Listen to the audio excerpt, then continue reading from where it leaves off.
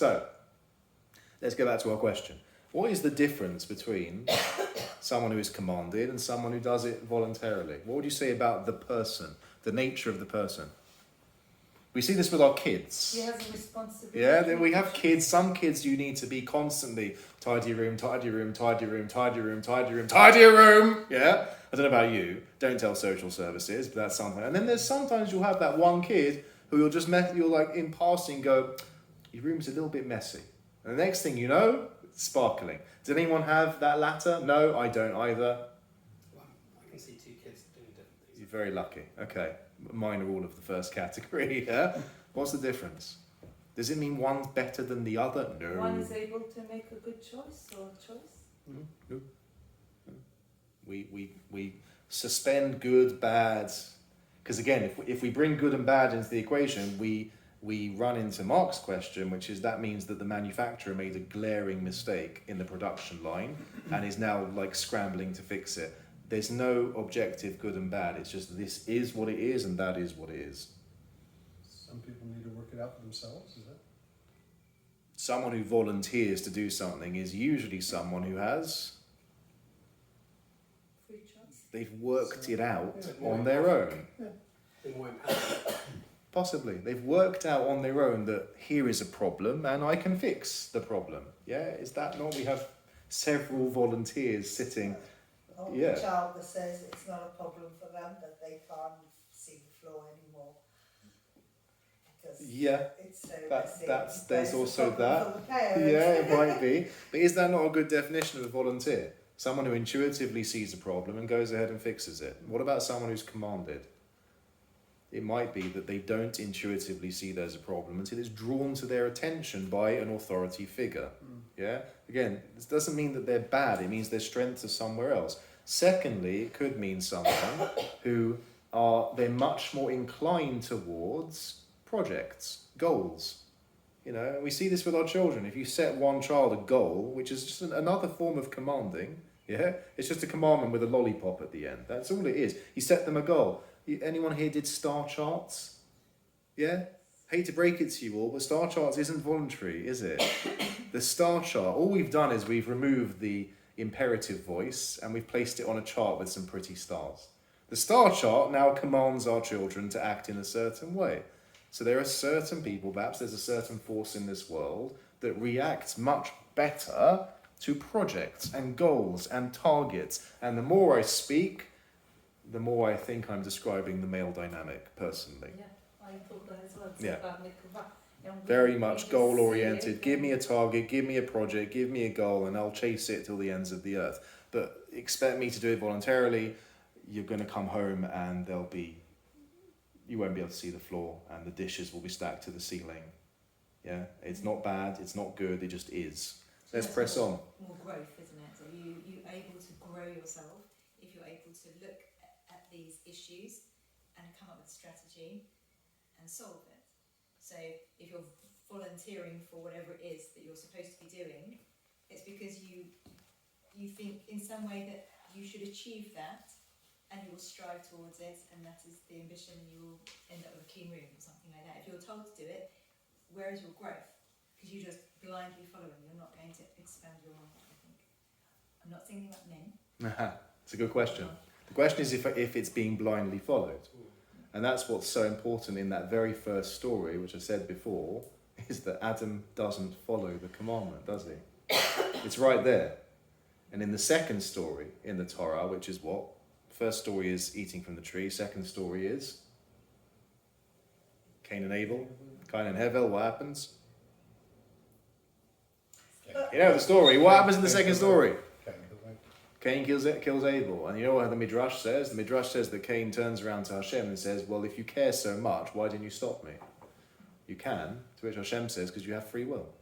It's never meant to be blind. Hashem says, I'll always leave you with a fire escape. You can leave whenever you want. But isn't that the whole moral of the Adam and Eve story? Because God could have intervened, he chose to let them make their decisions because he knew that having consciousness means that we can serve him better than if we were just... It's not quite in there. So the free will in the Garden of Eden story, I said it before, we don't have time to go into it. The free will is located in the snake. The free will is the fact that God gives room for a creature to say, nothing will happen if you eat from it. And in fact, God doesn't want you to eat from it because he'll be jealous if you do. So the fact that God creates the room in the Garden of Eden for that speech to be said, that's what creates free will. There's always that counterbalance. There's the voice of God that says, don't eat. And then God allows room for another voice, which is represented by the snake, to say, oh, no, it's fine. You know, what's the worst that can happen? Yeah, you know, we've got to give Renaissance artists, you know, what to do. We've got to, you know, we've got chapels to paint and stuff. You know, so you better eat from it or they'll have nothing to do with the time, right? Does this all make sense? Because we're going in lots of different directions. Yeah, Mark, yeah? Okay. Good. Let's go. Next. Let's look a little bit about then. Let's make it a bit more concrete. Section C. Female perception. The woman, Eve, she's not yet named Eve, she's going to be named Eve, as I've explained, perceived that the tree was good for eating, desirous to the eye, the tree was pleasant to the intellect, she took from its fruit and she ate, and she gave also to her husband with her, and he ate. Okay, so we've explained a little bit there what's going on. Important, the word perception. Okay, so seeing, what does she see? She's seeing the bigger picture and then she's voluntary. The bigger picture, but also the free will. the inner picture as well. Because you notice it moves from it looks tasty, yeah, good for eating, it's like, yeah, okay, anyone can see that. Then desirous to the eye, that's a little bit deeper. And then it's pleasant to the intellect.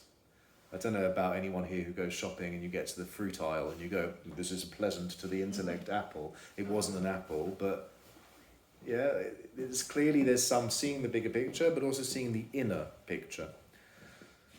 Let's have a look at the source for a bat mitzvah taking place a year earlier than a bar mitzvah, which many people are unaware of. Rav Chisda taught in the Talmud, what is the reason behind Rabbi Yehuda HaNasi's position that girls who take an oath after the age of 11, we take the oath seriously, okay, which means we encourage her to fulfill it. And an oath taken by a girl from the age of 12 is considered binding, which indicates to us she is a bat mitzvah. It's a proper oath now. You are legally an adult and you're responsible if you make an oath. Whereas a boy must be a year older. So we take it seriously at 12 and it's binding at 13. As it is written, and God fashioned, literally. So this is when woman is taken from man. That's that bit that we've quoted. It says, built it into a woman. Okay? This teaches that Hashem endowed the feminine spiritual force with a greater level of understanding than that found in the masculine force. So hopefully we're now starting to put a bit of flesh, a bit of, you know, adding a bit of structure to what we've been discussing. What does this understanding mean, though? What does that? Does that mean that men are stupid? Yeah. Okay, we'll stop the recording there. What does that mean? Does that mean that? Different differences in the level. Okay. Different Which we'll get to. frequency of intellect. Yeah, we'll get to. John, you were. No, I'm still kind of just trying to see what's consistent with what we've been hearing, because I think that bit still goes, women have choice and they're working it out, whereas maybe men are following an instruction manual to some extent. I would say it's different types of choice. I think, and I think that as we'll explore, again, I know it's rich for me as a man to sit here saying this, and the women in the room can jump in and say you're talking rubbish with pleasure. I think for women the choice is, do I listen to the internal voice, the internal conscience, and for men it's, do I listen to the external, the commanding voice, the God voice? Do I listen to that voice that's out there, or do I, as I said, run out the fire escape laughing and ignore it completely? And I think that sounds flippant, but I don't think it is. I think there's a lot of depth to that, of which voice are we actually listening to. And I think we'll, as we press forward, hopefully it will start to make a little bit more sense. Let's look at the different types of wisdom and then how that manifests finally, when we'll eventually get to it, practically in applied Jewish law. So, at Mount Sinai, Moshe went up to God, and Hashem called to him from the mountain, saying, so shall you say to the house of Jacob and declare to the children of Israel. Whenever in the Torah there is a switch between House of Jacob and Children of Israel. The first one means women, the second one means men. Oh. Okay? No time to explain now. Trust me. That's the split. Says the Midrash, so shall you say. She sells seashells. So shall you say to the house of Jacob, these are the women. Speak to them softly, which again, you could read that and go, oh, that's patronizing. Yeah, it sounds a bit, but then it gets more interesting immediately, telling over the broad principles to them. Now, the misogynist way of reading that Midrash is speak to them softly and don't go into too much detail because they're of limited intellect. Bless them. Yeah? That's like the Victorian male way of looking at this. And declare to the children of Israel, these are the men. The Midrash says, and again Hashem is saying to Moshe, it's important. This is how to teach Torah, he says. You're Moshe Rabbeinu, you're the leader. This is how to teach the women, and this is how to teach the men. Again, it's the manufacturer is speaking. This is how to use this item that I'm giving you called Torah. When it comes to the men, go into much more specific detail when you communicate the law to them. Okay? Now, there's actually, funnily enough, there's two identically pessimistic ways of reading that. And I think as parents, we recognize that often the child that you need to go into lots of detail with, they're the ones who are struggling to keep up. Or you could look at it and say, don't bother going into detail with the women, they're not listening anyway. Yeah? So you could read this quite sarcastically in both ways, which means the alternative is to read it positively both ways. And what on earth does this mean? It goes Give back the to the women line. the big picture and they figure it out. Big picture. What does a volunteer do? I hope, John, we can start building a thread that's consistent. I think in here it's consistent, but out here I don't know. A volunteer sees... I get it. I get what's there. That's a problem, going to go and solve it. So to a volunteer, you don't bog them down in the details because they're going, I get it, I'm on my way already. Yeah? Whereas someone who used to be commanded to do something, if I'm project-oriented, goal-oriented, well, not only do you need to command me to do it, but I want to know. Tell me. I want to get this project. I want to tick every single box. I want to get a star in everything. Please tell me, what are all the details that this project involves? Does this start, like the first one does sound feminine wisdom, the second does sound masculine wisdom? I know I'm biased and I know that I'm self-confirming, but... So I recognize both sides. I'm just not sure I recognize those as masculine and feminine. That's all. I think I have lots of people who work with me, and some of them, some of whom I need to go, okay, 10 steps that you need to take. I want you to do this, and then this, and then this, and then this. And others I go, here's where we're going, and they can go do it. Yeah. So again, I said this is a very, very interesting way. Again, I'm not. Or both genders. Yeah, absolutely. And again, the Torah is clear that it does manifest. It manifests in different degrees everywhere. I think that maybe the point that we're of contention is there a general starting point on either side of the spectrum that you could locate most people I'm in? recognizing the two. But yeah, we see them in men and in variations. women 100%. Correct. 100%. Yeah. No, I totally agree. And for me also, it's like an interesting thing. Like, could we locate the majority of a gender there, and then there's exceptions along the line, and then the other majority over there, and then there's exceptions? Are the people that we meet every day just exceptions, or are they Also, general? it could be that it's evolved. In those days, Maybe it was very simple, straight cut like that. Maybe. today we've evolved. Women maybe. are doing a lot more of maybe Yeah. the tick lists. Correct. Where they shouldn't Yeah. be. But I'd say the other risk, of course, is reading, which I'd say is a bit of a pushback. The other risk is reading too much into the material, commerce, finance, the way that we work and the way we are professionally. It's difficult sometimes to extrapolate from that into the spiritual world. I don't know if there's necessarily a connection between the two. I know, I'd say to counter, I know many people who professionally they just totally different manner than they are when they step into a shul or into a shir. It's like a switch in their head, and I'm like, who's the real them? I have the advantage that I went to a secondary school that we didn't have to be very professional, so I don't know. There's no professional. I've merged the two somehow, but that I think that does resonate, that there are people who spiritually engage with spirituality very differently to how they would engage with the material world. So, yeah, it's a forest, absolutely. Let's push on. We're back to I am a woman again. Another, I think, Mark, I think you raised this point before. Sorry, Esther Chris raises this same point physically. The reproductive organs of a woman are internal, whereas those grammatically correct, those of a man are external. This ability to internalize and to develop within is once again understood as something much more than merely physical. One of the clearest indications of this is the difference between the halachic, legal obligations of men and women. So there is a Kabbalistic idea that, again, should make sense, that if we believe that there is a creator, the physical manifestation of that creation should reflect the spiritual truth. Yeah? So the biology of a thing should tell us something about its spiritual calling. So let's maybe summarizing will be helpful. What have we learned so far about the different spiritual energies? One's called Zachar and one's called Nekeva. What are the differences that we've encountered so far?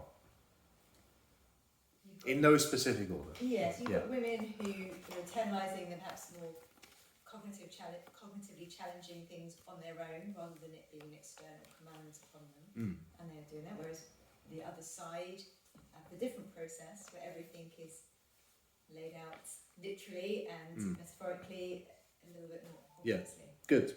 Beyond that, we've also encountered there's an idea which touches upon the volunteerism. Volunteerism, which is seeing the big picture, the broad brushstrokes, the inner wisdom of a thing, which is reflected biologically in the creation process that men and women represent.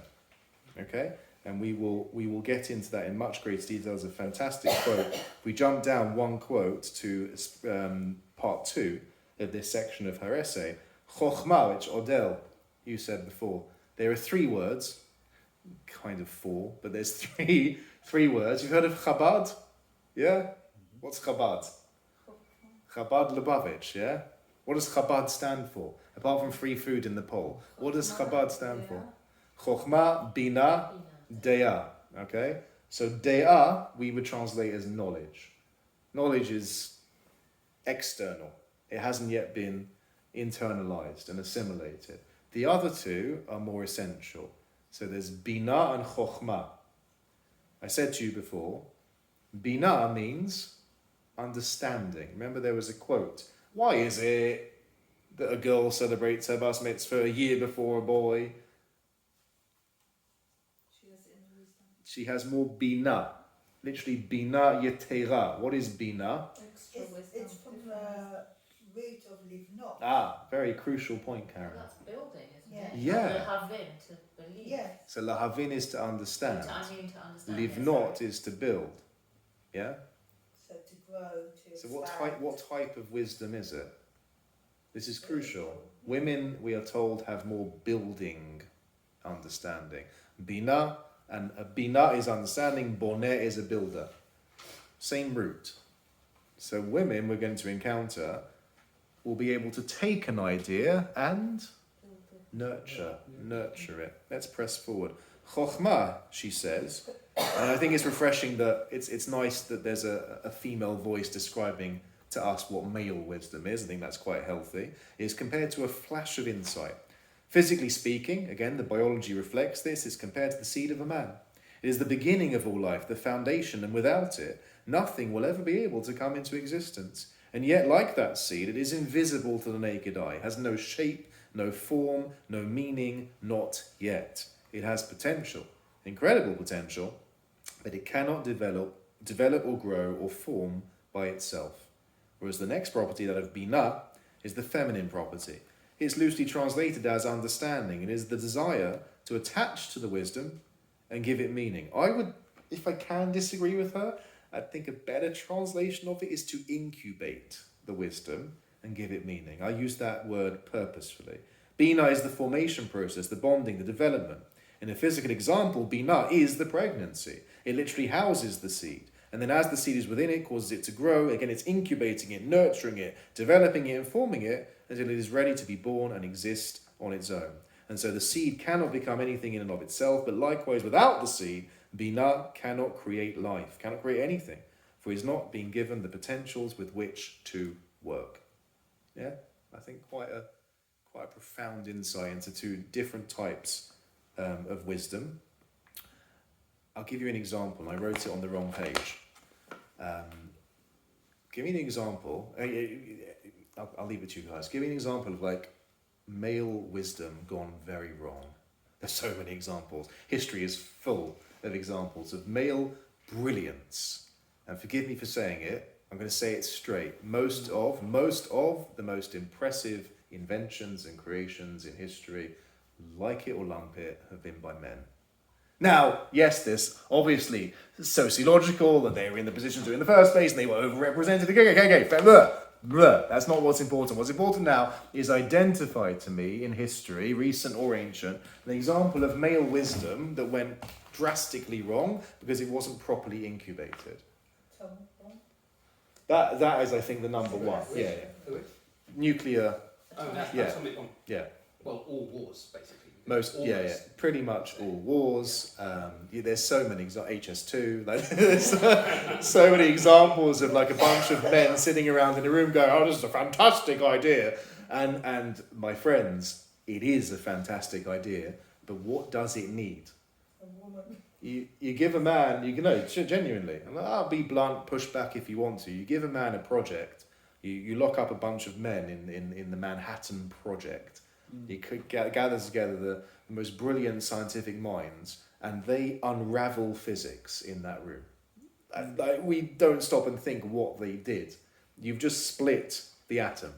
And not only that, but based on the discoveries of another man, you know that by doing that, you will unleash immeasurable amounts of energy. That's such a male thing to do. Sit around in a room and be like, right, lads, crack open a beer, we're going to split the atom. The next question is, as we say in Israel, Make a big bomb out of it. well, the next question before that is, Andy, Bishvil ma? What for? Bishvil ma? What for? Again, this is where the building, what are we going That to... way round. They decided what we were trying to achieve. Yeah, no, they wanted a bomb to begin with. Yeah. Yes. Correct. So actually, Just what using they it did as a- was they tapped into the energy of the how. How do we achieve? This is the mission. This is the goal. Yes. How on earth are we going to Ending the war as destructively as possible. I know, How let's are we split gonna the get atom. Yeah. Correct. But when you look at the interviews and the essays that were written, and you see a lack of that guiding hand that perhaps, as we'll discover, is represented by female wisdom that would have stepped in and said, guys, this is incredible, miraculous even, but bishvil ma? Why? What are you doing? Why are you doing this in order to create a weapon of mass destruction? Can we not use it instead, which is what it should have been? And I know I said before, don't pretend to be God's spokesperson. My take on it personally, there's a Kabbalistic idea. We've quoted Kabbalah the whole way through. There's a Kabbalistic idea that every major leap forward technologically, it's learned from the story of Noah. Don't ask me how. It's learned from the story of Noah and the flood. Every major technological leap forward is Hashem opening gates of wisdom in heaven that manifest down here on earth, and he gives us the potential to vastly improve. Remember I said there's two mitzvot. One is procreation. The other is Lashevet Yitzhara, to improve civilization. Hashem goes, here you are. Yeah? Here's the Industrial Revolution. What are you going to do? Oh, you're going to create workhouses and orphanages, and you're going to make children climb under machines that will chop their hands off because of free will. And then Hashem says, look, you don't know this yet, but you've spent the last 200 years polluting the world that I've given you and turning every major city into basically smog. So I'm going to give you limitless clean energy. Here you go. Here's limitless. Oh, you've built a bomb. You see how it goes, and so on and so forth. All of human history, every major step forward, and I hate to predict it, but we're at the risk of doing it again with AI. You know, that we are on the brink of possibly making it work, could be redundant forever if we wanted it to. Healthcare could be available to everyone. Education could be available to everyone, but we can all see what's happening. It's being concentrated into the hands of many. So nuclear energy could have given heating, protection, wealth to every nation. But no, we're going to build bombs, and now that we build a bomb with it, everyone's too scared to use it as a source of energy. So this is, I think, an example of that flash of inspiration that needs guidance. It needs to know, where's the end goal? What are we actually working towards here? This omnipotent God Mm. that we're talking about did this on purpose, Mhm. right? He created man and a woman who had free will and convinced man to do other things. He maybe you believe he created the ability to see what nuclear energy could do, Mm. and we're doing whatever. He knew that was going to happen, right? Yeah. So I'm Is So this- you didn't really have free will. no, Is this the free will divine foreknowledge question? Well, I mean, Because that's on our menu. yeah, I mean, I think it this is. is one of the because- most important Because questions. because to what end is my question Yeah. in this? Because I think the point is, what's he trying to teach us? He obviously wants a world where we figure it out ourselves or something. To an extent. Right. To an extent. Well, So really, we we. should have learned the lessons by now. Why we're not Really, learning you know, There's like- many that we have. We're often very pessimistic about society, but we have civilization has improved drastically in many ways. Yeah, you're This not is a very important question, I mean, as which John, we'll get to. Which is it's two questions in one. Which is, what is the purpose of creation? What is the plan, the master plan? And number two is, it's the same question that Cain asked Hashem when he murdered his brother, which is, why didn't you stop me? That question is story number 2 in the Torah, and it's the same question we ask today, which is, why don't you do anything? Which is really into the suffering, bad things happening question. Yeah. So yeah, we'll deal with that. We'll deal with that in future weeks, please God. All right. So it's this wisdom split: chokhmah, binah, flash of inspiration, and then what do we do with it? Where do we go with it? And what are we crucially building it into? This, says the same author, as I said, manifests, and now as a promise, we're finally getting to concrete, practical, actual examples. This manifests, I've lost my place, for the most part, bottom of the page. A man is required to observe all time-bound mitzvot. What's a time-bound mitzvah? Just so we got our terms. Davening Clear. at the correct time of day. Yeah. Time of year, time of day. So it only applies at a specific time, like going in a sukkah, shaking a little manetrov, blowing a shofar. Like, you can't just blow a shofar in mid-December. You can, but it's called a ram's horn. It's not called a shofar, and you can't say a bracha before doing it. It's for Rosh Hashanah only. So, It's not a mitzvah. It's not a mitzvah. no, it's just annoying noise.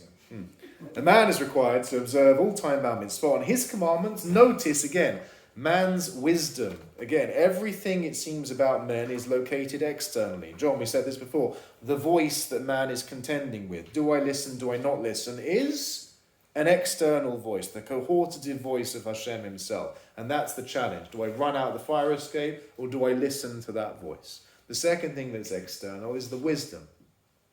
Again, we generalize, forgive, but we generalize. The male energy is constantly chasing projects. What are projects? They're not internal, they're external. Someone else is setting me the project. I'm going to make this the best project ever. And I'm going to run around externally looking for the most incredible innovations and breakthroughs that I possibly can. But once I've made those breakthroughs, it's just to say, but I don't know what to do with it. I don't know, like, where do I put this thing? How do I incubate this thing? It's just that seed of potential that needs pregnancy to actually grow into something that's viable, something that's life that Hashem values when it's combined together. So the author says again, notice how the majority of mitzvot that men are commanded in but women are not are greatly external and physical as well. For example, tzitzit, tefillin, these are all external items. To pray, by the way, women are obligated to pray just as men are, but at specific times a day and with a quorum, with a minyan, which requires you to, remember, leave the house, which has been always, men have always been told, get out the house and go to shul if you can, or if you're too lazy, bring a minyan together at home in your living room, but to pray publicly, externally. And of course this, which began as a custom, but very rapidly developed into a male-only custom, which is to wear a kippah, or as we say in the States, a yarmulke. Yeah, what does yarmulke mean? It's a contraction of two words, yare malka, which means fearing the king. And as Tevye said, it teaches us that there's always someone above us. That's what a yarmulke means. A kippah just means a dome. So what's that? You know, we're just dome heads. Man wears a kippah. Very physical, very external commandments. In essence, all these mean there are others who can testify or be witness to whether or not a man is fulfilling his obligations. Because again, when I'm involved in a project, other people are auditing what I'm doing. They're always assessing, am I ticking the boxes? Am I a good employee? I say these things quite flippantly, forgive me, quite casually. Again, when you translate those words into spirituality, they take on much more depth and meaning, but that is external wisdom. A woman's commandments, however, are private and internal, like biologically and as reflected as well with this inner wisdom, an inner wisdom that drives a volunteerism as opposed to being commanded. In almost every case, they are done within the home. In some cases, in fact in most, no one other than she is even aware as to whether or not she is doing them. Okay? One example, there are several examples. The second major example, which is family purity, we don't have time to go into right now, but it is a more important example than this. But the easier one to understand is keeping a kosher kitchen. Who really knows? Who knows? It's even a Rashi. There's a Rashi on the Talmud that says, how can you ever accept an invitation when you get invited out? Like, how do you really know? Yeah, how do you really know? It happened to my family in Boreham Wood. We were invited out by another family, and then we found out 3 days later that we'd eaten completely, and we always grew up religious, and my parents were devastated. Like, how do you know? It's Rashi's question. Rashi says, you're allowed to rely on it. You can rely on the good name of a person that you walk into the home and you're eating kosher. So what you're saying is, despite Eve breaking the law, Hashem entrusted her. He trusts her. He doesn't question. We don't question. We trust the woman. He does question her. He asks her, why did you do that? Yeah, then, She has to but justify it. After he says, you don't have to prove to anyone that you're praying. You don't have to prove that you're keeping a kosher home. We trust you. No, this is already inbuilt in her. That's why she ate the apple. Karen, It's not- it doesn't this mean wasn't built after she sinned. I might be This is all misinterpreting built your before. point. It doesn't mean a lack of accountability. So if a woman does, Not a lack of a woman accountability, pretends to but have a kosher a home woman and is doesn't, then naturally more trusted to get on with it's not about it. trust. It's not about trust.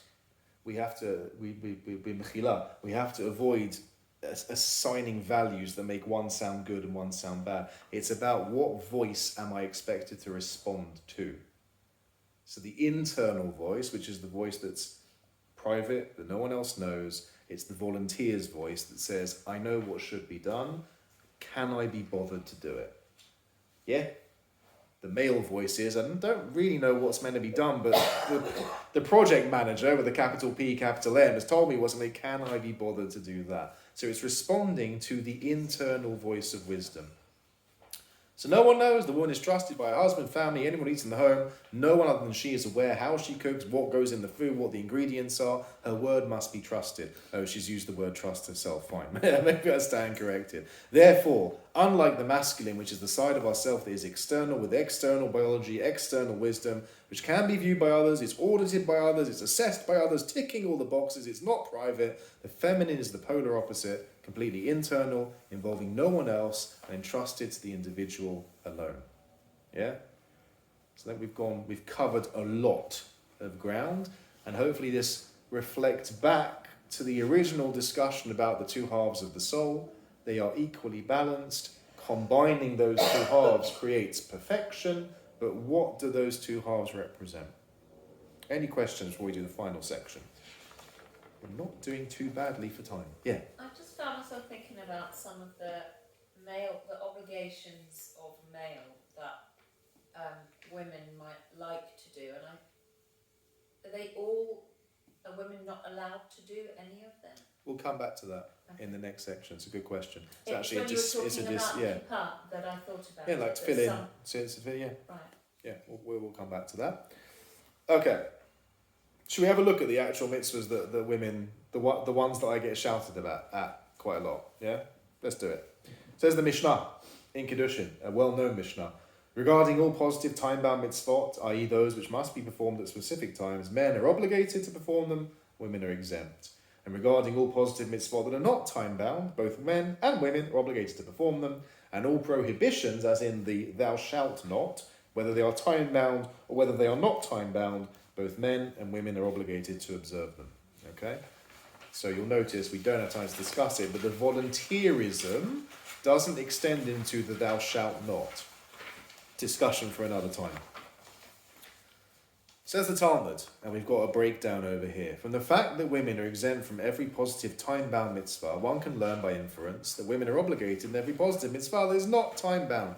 And it makes a calculation. There are, and it's actually sometimes quite amusing because I've been approached by very angry, they're entitled to be angry, who assume that there's like 612 of the 613 mitzvah are all for men, right? But in reality, there are 30 time-bound mitzvah. However, the majority of these were only applicable in temple times, so nowadays women in total are exempt for approximately 12 out of 613 mitzvah. Okay? I mean, we're all, any Kohanim in here? Kohanim? No? Okay. So all of us immediately are exempt from a couple of hundred that only apply to the tribe of Levi. Okay? So there's some examples. On the left column, you'll see some examples of time-bound mitzvah. We've mentioned them. Tefillin, tzitzit, sukkah, shofar, lulav, and etrog. There are exceptions. The Torah will make some exceptions. For example, does this mean that women don't have to come to Seder night and eat matzah? I can see the relief, like, yes, we don't have to make Pesach. Does that, Pesach's time bound, is it not? It only happens at a specific time of year. So I hate to break the news to everyone, but Pesach is incumbent upon everyone. There are exceptions.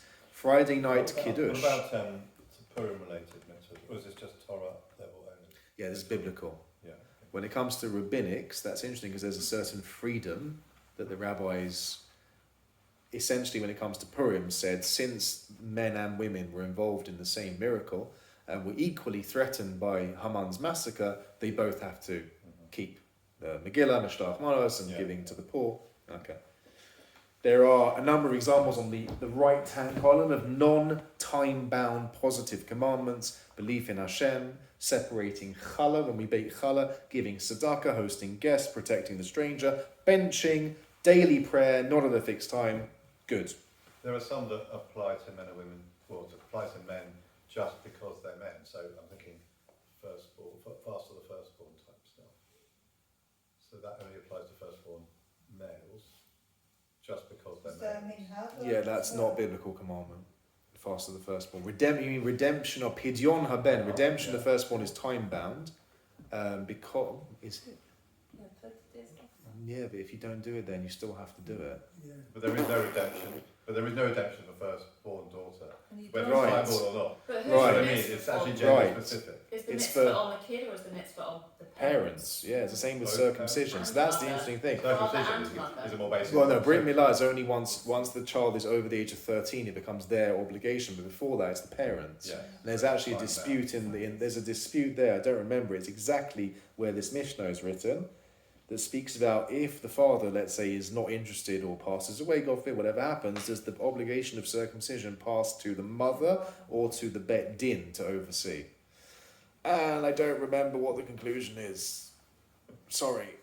Please accept my apologies. But it's in exactly that place, which is what makes this more embarrassing because it's right there. Okay. Summarise. Let's summarise and then hopefully get it in for the home run. Equal spiritual energies, two hemispheres of the same soul. One, I think internal, external is a very useful way of understanding Zachar and Nekeva. I'm sorry, There's we a- need to ask about the hemisphere thing. Chemistry, hemisphere. Hemisphere, no, Yeah. not chemistry. That's geometry. What about? I mean, that's a very tough line on someone whose spouse passed away and they remarried potentially. Does it mean that it wasn't the right? I mean, if it's other halves, then No. Kabbalah says I'm they not have a privy few to that souls. does it mean the information. first one was wrong or the second one I don't can't know. be possibly right? Or, I don't know. It's a bit tough. isn't We're it? nodding. Divorce or- Forgive me, And John. also, We're if nodding. you get married, it doesn't mean it's your soulmate. It might have been no mistake, but it's someone coming to help you correct yourself to be ready for your Well, soulmate. we haven't So covered that. second marriage might be a soulmate. Well, that's what I'm We're, asking. we're Yeah, not in Kabbalah- Kansas Kabbalah anymore. is That's the we're not in Kabbalah. Kansas anymore. No, Because this is that was above the my same pay Okay, but way. grade. these are not such a rare natural process that it should be accounted for in the concept somewhere. Correct, and it is discussed. It's just a level of discussion that I'm not at. And then, I'm not at that and level. so Jacob had 4 wives. Yeah.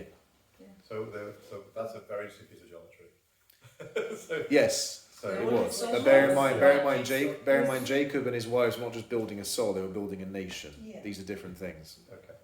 that need different ingredients, and they were very specific And they all orders of birth. volunteers, as we learned. And they all volunteered. So, again, some interesting is the word dichotomies, whatever it is: internal, external, project, volunteer, public mitzvot, public-facing mitzvot, and public accountability, private accountability, private mitzvot. Yeah, is that? These are we're building the 2 hemispheres again, generalizing the 2 hemispheres. Let's finish it off, and then I'll stop recording, and everyone can shout at me. So, says the Midrash.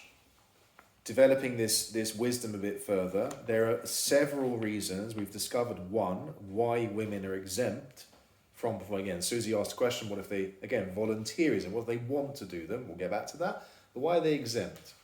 Why is that not their spiritual calling to put on tefillin and tzitzit and shofar and all these sorts of things? So one explanation we've given is, again, it's the biological manifestation of external versus internal wisdom. Another one that's given is in the Midrash, and we'll develop this a bit further, that says, no generations merits geula, which means redemption, unless through the merit of the righteous women of that generation. As it is written, Hashem recalls his kindness and faith for the house, again, remember I said, house of Israel always means women.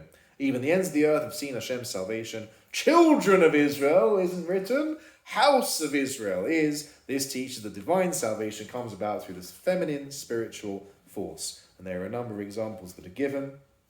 And the final quote, turn the page, because the next 2 sources are examples of, I mean, we know some examples. Esther. Esther is the classic example of redemption coming about through the intervention of the female spiritual energy. This, I think, is an important quote because it finally gives a clear definition of those mysterious words, Zachar and Nekeva, and we'll finish with this.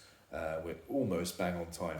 Rav Hirsch again. The Hebrew word for the male energy is Zachar. Ish and Isha. That's the easy one. That's man, woman. What's Zachar and Nekeva? In the second chapter of Genesis, you have both of them. Why are they both needed? This one, Zachar, has a root that's deeply connected to the word for, what's lizkor? Remember. Zachor, yeah? Remember. It's the Mufasa speaking to Simba, yeah? The James Earl Jones, remember, Simba, I am your father. Whose root is deeply connected to the word for memory and heritage. He says, therefore, the male force is therefore to be the bearer of tradition, the forger of links in the chain of human history. Male energy focuses on building the present from the raw materials, he writes very poetically, from the raw materials of the past. It therefore operates often intensely in the here and now. This is quite a different approach that says the male spiritual energy is hyper-focused on the here and now, which again may generally manifest professionally, materially, financially, I don't know. It's focusing what's happening right now in front of me. It's building the path in real time. But he says within this ever-evolving, it's rapidly shifting process, there is a real danger that you can be lost in the moment. You stop seeing the wood for the trees. You get completely lost. This is the problem with project. This is HS2.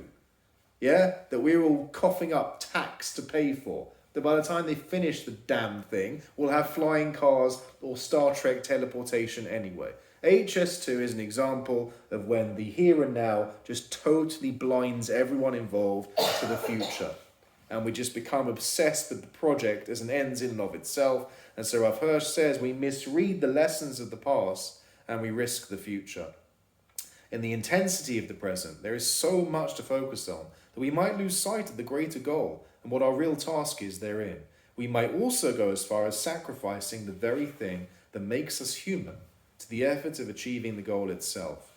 And he then says something quite astonishing, And he writes this in an era of rapidly rising nationalism. He says almost every major mistake in history can be traced to this idea. So hyper-focusing on the present is a problem. You get lost in it, and reading too much into the past is also a problem. And in his writings elsewhere, where he studies the rise of nationalism, he identifies sadly what would happen a generation after he died, where a certain man came to power in Germany in 1933, and through his completely obsessive fixation on the past and restoring Germany to this completely imaginary glory that it once had. He spoke about the Roman Empire and how we're going to build a Roman Empire of a thousand-year Reich to rival the Roman Empire. This obsessive fixation on the past leads, says Rav Hirsch, to the most painful destruction in history that you can imagine. It's Therefore- another word for it, it's called ego. It's a type of ego. Yeah, it's a type of ego. It's also called pothole politics. You heard of that? Yeah. We had it in Edgware recently. This is the big discussion in Edgware. You heard the discussion in Edgware? Yeah, Mark, you heard this? What are you going to do to the Broadwalk in Edgware? Knock it down, knock it down, knock it down. Yeah, what are they going to build there instead? Lots of buildings. An even bigger Broadwalk with flats, and they're going to knock down the bus station and put the bus station underneath the shopping centre. And they're going to knock down the library and build another library the same size on another, right? And how long is this project going to take? 10 to 15 years, and thousands of people have campaigned against it because Edgware doesn't have the infrastructure to cope with that much of a project. And you know what the residents of Edgware said? We don't want it. Can you just fix the potholes? Yeah? Can you, forget knocking down the high street? Can we just drive down the high street without busting a tyre? Would you mind? And lo and behold, 2 days before the recent local elections, magically, after years of begging for potholes to be filled, magically they're all working like ants on Edgware High Street to fix the pothole politics says, stop focusing on the massive projects, fix what's needed now, and the future will take care of itself. Therefore, says Rav Hirsch, let's finish off, is the feminine force, a beautiful way he expresses this, I think, that brings the masculine back from this precipice, restoring, and this is a very Hirschian way to write, restoring his citizenship of the human species. This is reflected in the Hebrew word for female energy, which is nekeva, which means a focal point or a designation. Okay? This interrelationship, the male force that weaves the thread of the past into the present, but it's the female force that keeps it focused on the overarching goal of the future. That, he says, is the key to unlock revival and redemption. But vice versa, again, because it sounds like apologetics, it sounds like, oh, women are amazing. No, they're not so amazing, because there's also a danger of being totally focused on the future and forgetting the problems of the here and now. And he writes elsewhere that an example that he also predicts, which is there were two systems in the 20th century, the fascism in the Nazi Germany that was obsessively focused on the past and restoring past glories, and there was another system that was so fixated on this utopian future that it caused immense destruction in the present, communism.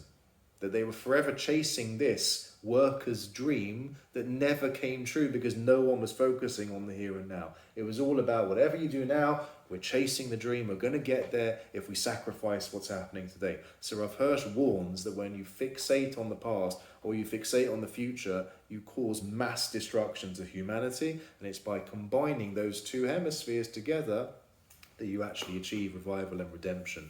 So he says, therefore, this is his interpretation, I really mean this now, I'm finishing off, why is it that men are commanded in time-bound mitzvot? He explains, because the male contribution is located in the here and now. It's the present moment. Focus on the present moment, focus on that, invest your spiritual efforts into that, because that's what you're good at, that's where you're going to see the most success. Why are women exempt from too much focus on the here and now? Because the female energy must be focused on, we come back to the ideas we've said, the broader picture, the inner wisdom, the where are we going, the bishvil ma, for what reason? Or as we say in Yiddish, farvus, why are we splitting the atom? And if someone had stopped and asked that question, maybe we wouldn't have a world that could destroy itself in a second. So that's the... So wouldn't it be better though if the women had been given the time bound. One, so that they themselves are I'm more going to valuable. stop the